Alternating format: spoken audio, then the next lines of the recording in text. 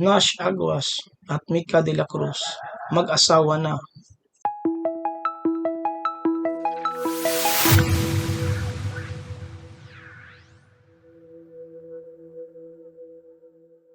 Tumunog ang mga wedding bells ng opisyal na magiging mag-asawa ang Gwen Bulilit alumni Nash Aguas at Mika de la Cruz ngayong Sabado, May 18, 2024.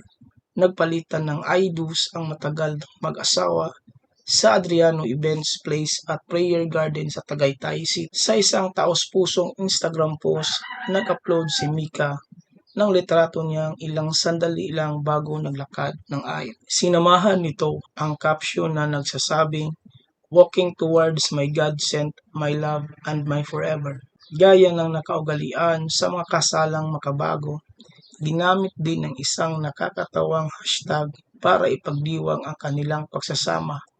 Ang hashtag #NashaKanyana si Mika. Pinasok ni Nash at Mika ang kanilang eksklusibong relasyon noong October 20, 2018 pagkatapos ng mahigit isang taong panliligaw. Sabi ni Nash, 7 ako noon, Christmas yun eh.